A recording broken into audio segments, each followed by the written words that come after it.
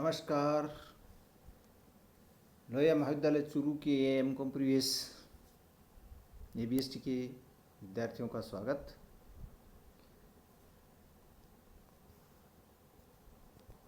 प्रिय छात्रों, इस व्याख्यान में आपके सिलेबस का जो नेक्स्ट टॉपिक है उसके बारे में बताया जाएगा। अगले टॉपिक का नाम है फाइनेंशियल स्टेटमेंट एनालिसिस, वित्तीय विवरण विश्लेषण। ये क्या चीज़ होती है? क्योंकि हमें वित्तीय विवरण विश्लेषण के बारे में जानकारी लेनी है कि वित्तीय विवरण विश्लेषण होता क्या है, इसकी ज़रूरत क्यों होती है, इसकी प्रकृति क्या होती है, ये सब चीज़ें अपने को इसमें देखनी है। लेकिन इससे पहले हमें ये पता होना चाहिए कि वित्तीय विवरण होते क्या है। वास्तव में अपने पीछे के भी जो लेसन है उसमें भी देखा था कि वित्तीय विवरण का साधारण अभिप्राय जो है वो यही है कि जो लेखों के बाद में जो सारांश रूप में जो विवरण तैयार किए जाते हैं, जैसे हम कह सकते हैं कि लाभ हानि की जानकारी करने के लिए trading profit and loss account बनाया जाता है, और किसी पर्टिकुलर डेट को उसकी वित्तीय स्थिति या आर्थिक स्थिति की जानकारी के लिए चिट्ठा बनाया जाता है, इसको बैलेंस शीट कहते हैं। इसके अलावा यानी इनकम स्टेटमेंट या trading profit and loss account और बैलेंस शीट के नीचे कुछ फुट नोट्स दिए हुए होते हैं, जिनको हम लेखा टिप्पणियाँ कहते हैं या अनुसूचियाँ कहते हैं, शेड्यूल्स कहते हैं। ये लेखा टिप्पणियाँ और अनुसूचियाँ भी वित्तीय विवरण के भाग होते हैं। ये जो वित्तीय विवरण होते हैं इनको अपन जो है वो जो लेखे तैयार करते समय जो अपन इस बात को जानते हैं कि एक कंपनी संगठन की स्थिति में ये जो वित्तीय विवरण तैयार किए जाते हैं वो कंपनी अधिनियम की अनुसूची 6 के अनुसार तैयार किए जाते हैं, और उनका एक निश्चित प्रारूप होता है, उस प्रारूप में तैयार किए जाते हैं। लेकिन इस प्रारूप में तैयार किए गए जो वित्तीय विवरण होते हैं वो वास्तव में ऐतिहासिक रूप से जो रिकॉर्ड हुए हैं व्यवहार, उनके एक तरह से लिपिबद्ध तथ्य मात्र होते हैं, लिपिबद्ध तथ्य मात्र होते हैं।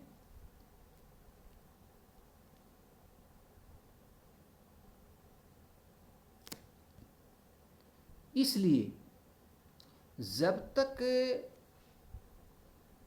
ये जो लिपिबद्ध तथ्य जो होते हैं, जब तक इन सभी तथ्यों को बिक्री, संचालन व्यय, संचालन लाभ, शुद्ध लाभ, स्वामी कोष, दीर्घकालीन ऋण, पूंजी कोष, कार्यशील पूंजी, चल संपत्ति, चल दायित्व है, इन सभी शीर्षकों में जब तक उन सभी लिपिबद्ध तथ्यों को विभाजित नहीं कर लिया जाता, और जब तक विभाजित करके इस तरीके से आपस में कोई रिलेशनशिप, जिसको अपन संबंध स्थापित करना कहते हैं, वो नहीं कर लिया जाए, तब तक हम इन लिपिबद्ध तथ्यों की उपयोगिता सिद्ध नहीं कर सकते। यानी अगर ये जानना चाहें किसी बिजनेस के बारे में, तो जब तक इन सभी लिपिबद्ध तथ्यों को किसी ऐसे फॉर्मेट के रूप में कि जिससे कि वो शीर्षक के रूप में उनको विभाजित करते हुए, ताकि उन शीर्षकों के आपस की रिलेशनशिप स्थापित करके किसी भी बिजनेस के बारे में उसकी प्रॉफिटेबिलिटी यानी लाभदायकता, उसकी ऑपरेशनल एक्टिविटीज़, उसकी संचालन क्षमता, और इसके अलावा उसकी शोधन क्षमता, जिसको सोल्वेंसी कहते हैं, या उसकी जो है वित्तीय, जिसको अपन ये कह सकते हैं कि उसकी जो शोधन की जो क्षमता है वो कितनी है, उसका पता हम नहीं लगा सकते हैं जब तक कि उनको आपस में उनकी रिलेशनशिप स्थापित करने के फॉर्मेट में उनको नहीं बदल दिया जाए। इसलिए क्योंकि ये जो तथ्य जो जिनको अपन कहते हैं कि भाई उनके बीच में एक रिलेशनशिप स्थापित करनी है, और वो रिलेशनशिप स्थापित करने के बाद ही वो जो डाटा जो लिपिबद्ध तथ्य हैं वो वास्तव में यूज़फुल बनते हैं। किसके लिए यूज़फुल? स्वामियों के लिए, यानी विनियोजकों के लिए, प्रबंधकों के लिए, इसके अलावा ऋणदाताओं के लिए, लेनदारों के लिए, बैंक वगैरह जो फाइनेंशियल इंस्टीट्यूशंस हैं उनके लिए, या सरकार के लिए, या समाज उपयोगी काम करने वाले जो सामाजिक कार्यकर्ता हैं उनके लिए। तो जितने भी ये एक तरह से जो मृत अभिप्राय आंकड़े होते हैं, ये तो डेड डाटा होते हैं, उनका पोस्टमार्टम है एक तरह से, तो वो जो डाटा है उनका पूरा विश्लेषण जो है जब तक नहीं कर लिया जाएगा तब तक वो उपयोगी नहीं होते हैं। तो वास्तव में उनको उपयोगी बनाने की जो बात है वो यहाँ ये होती है कि वित्तीय विवरण के बारे में हमने जान लिया कि भाई ये होते हैं वित्तीय विवरण, उनके नीचे फुट नोट्स और ये होता है, लेकिन उनको उपयोगी बनाने के लिए हमें आगे की कार्रवाई जो है विश्लेषण संबंधी करनी पड़ती है। तो इसलिए यहाँ पर वित्तीय विवरण जो बने हुए हैं उन वित्तीय विवरणों को जिस फॉर्मेट में बने होते हैं, लेकिन उनको विश्लेषण के फॉर्मेट में उनको कन्वर्ट करना पड़ता है। ये सबसे पहली बात है। इसके बाद में आती है कि वित्तीय विवरणों की प्रकृति या नेचर क्या है फाइनेंशियल स्टेटमेंट्स की। फाइनेंशियल स्टेटमेंट्स की नेचर के बारे में अगर अपन कहें तो इतना तो स्पष्ट है कि फाइनेंशियल स्टेटमेंट्स होते हैं वो लाभदायकता और उसकी जो है वो आर्थिक स्थिति का पता लगाने के लिए ये विवरण बनाए जाते हैं। लेकिन ये भी तथ्य है कि ये जो विवरण बनाए जाते हैं ये वास्तव में अभिलेखों के ऊपर आधारित होते हैं, और जो रिकॉर्ड्स या अभिलेख होते हैं वो वास्तव में ऐतिहासिक लिपिबद्ध तथ्य होते हैं। अब ये जो ऐतिहासिक लिपिबद्ध तथ्य होते हैं उनके आधार पर तैयार किए गए जो वित्तीय विवरण होते हैं उनकी क्या खासियत होगी? क्योंकि वो लिपिबद्ध हैं, जैसे लिखे हैं वैसे की वैसे ही सार आएगा अंतिम खातों में। अब जैसे लिखने की जहाँ तक बात है वो ये है कि अगर कोई जैसे मशीनरी खरीदी है उसको अगर मान लीजिए 1 लाख में ख़रीदा है, तो चूँकि 1 लाख में ख़रीदा है तो 1 लाख में ही दिखाया जाएगा, तो वो 1 लाख में दिखा दिया जाता है। लेकिन अगर ये उस मशीनरी की आज वैल्यू जो है वो मान लीजिए ऐसी वैल्यू है कि जो मार्केट में ज़्यादा है अगर, तो उसको ज़्यादा पर नहीं दिखाया जाएगा।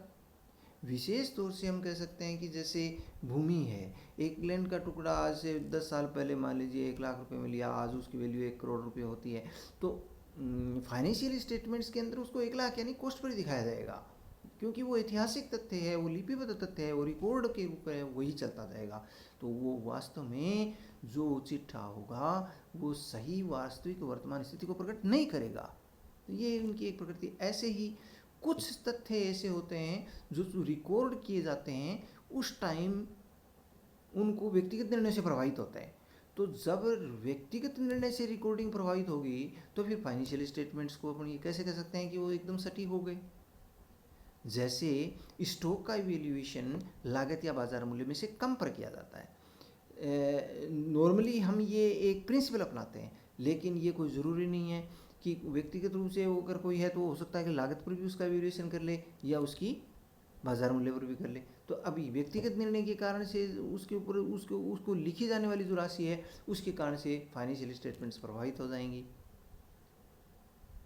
तो ये जो विशेष तौर से ये जो बात है इसके बारे में अपने को ये सोचना है कि ये जो ऐसे ही अपने और देखते हैं, जैसे हानियों का जो आयोजन है वो तो किया जाता है लेकिन लाभों के लिए कोई आयोजन नहीं किया जाता। कुछ ऐसे अमौद्रिक घटक होते हैं जैसे प्रबंधकीय कुशलता, ये अमौद्रिक घटक है, इसका कहीं कोई भी लेखा नहीं किया जाता, जबकि इसका व्यापार के प्रतिष्ठा पर प्रभाव पड़ता है। तो कहने का अभिप्राय ये हुआ कि ये जो कारण है कौन से ऐतिहासिक रूप से तथ्यों को लिखना, दूसरा व्यक्तिगत निर्णयों से तथ्य प्रभावित होना, तो इसके कारण से हम ये कह सकते हैं कि जो अंतिम लेखे होते हैं वो एकदम से सही स्थिति को प्रकट नहीं करते। ये एक वित्तीय विवरणों की प्रकृति या नेचर होती है। ठीक है, ये वास्तविकता से थोड़े दूर चले जाते हैं।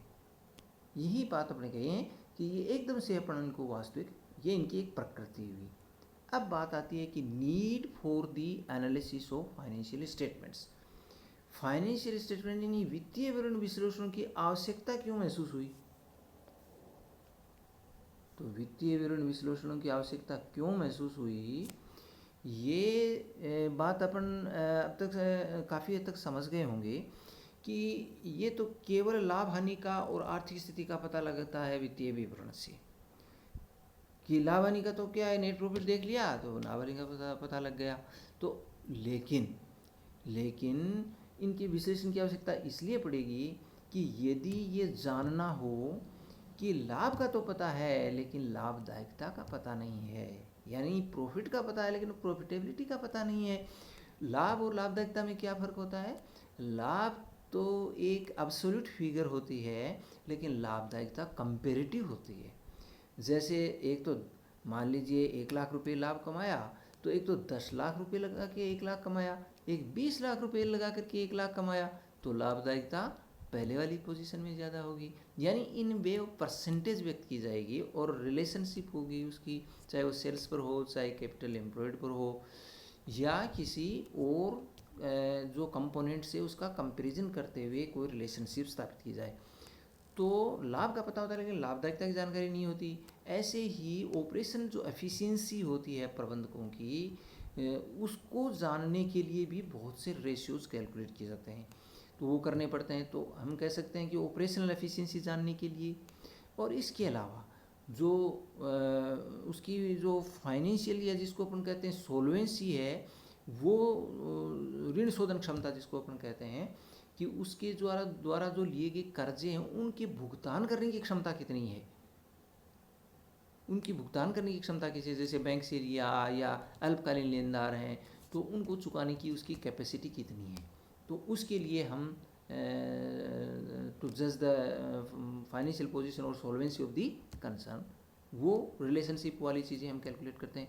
तो 3 इसके अंदर मेजर चीज़ें हैं जिनको आप पता लगाने के लिए, यानी लाभदायकता, ऑपरेशन उसकी एफिशिएंसी और उसकी सॉल्वेंसी बिजनेस की पता लगाने के लिए ये ज़रूरी हो जाता है कि जो वित्तीय विवरण हैं उनको किसी एक अलग फॉर्मेट में उसको वर्टिकली विभिन्न हेडिंग्स के अंतर्गत लिखते हुए और फिर जो विभिन्न आइटम्स हैं, जो कंपोनेंट्स हैं, उसके बीच में एक रिलेशनशिप स्थापित की जाए, जिससे कि वो जो फाइनेंशियल स्टेटमेंट्स हैं वो विभिन्न जो इंटरेस्टेड पार्टीज़ हैं, जिनको हम बेनिफिशियरीज कह सकते हैं, या तो उन, या जैसे मान लीजिए कोई सरकार या सरकारी सामाजिक संगठन भी हो सकते हैं, और इसके अलावा प्रबंधक भी हैं, विनियोजक हैं, कर्मचारी हैं, ऋणदाता हैं, तो उन सब के लिए वो यूजफुल बने, इसलिए उनका विश्लेषण करना आवश्यक होता है। तो ये उनकी आवश्यकता का महत्वपूर्ण बिंदु हुआ जिसके लिए कहते हैं। अब ये बात आती है कि इसके वित्तीय विश्लेषण का अर्थ क्या है। अब हम इतनी सब कुछ बातें जानने के बाद हम ये समझ गए कि एक तो है शब्द वित्तीय विवरण, तो वो तो बैलेंस शीट और trading profit and loss account और फुट नोट्स और उसके आगे की इसकी शेड्यूल वगैरह हो गई। दूसरा आता है वित्तीय विवरण विश्लेषण क्या होता है। तो विश्लेषण का अर्थ तो अभी जैसे अपने कहा कि जब विभिन्न प्रकार के शीर्षकों में जब किसी पूरे फाइनेंशियल स्टेटमेंट्स को विभाजित करते हैं तो कई कंपोनेंट्स बने, जैसे कैसे बना, जैसे सेल्स बना, कॉस्ट ऑफ गुड्स सोल्ड बना, ग्रोस प्रॉफिट बना, ऑपरेटिंग कॉस्ट बना, ऑपरेटिंग प्रॉफिट बना, प्रॉफिट बिफोर टैक्स बना, प्रॉफिट आफ्टर टैक्स बना। इसके बाद में जैसे जो रिटेन्ड अर्निंग्स बने, फिर अपन आते हैं जैसे बैलेंस शीट के ऊपर जो है वो रिजर्व एंड कैपिटल बना, इसके अलावा प्रोप्राइटर्स फंड बना, फिक्स्ड असेट्स हैं, करंट असेट्स हैं, करंट लाइबिलिटीज़ हैं, वर्किंग कैपिटल है, तो ऐसे long term funds, long term debts हैं। तो ये इस प्रकार से इतने जो शीर्षक हुए। अब इनके इंटर रिलेशनशिप जो है उसको स्थापित करना ही विश्लेषण है।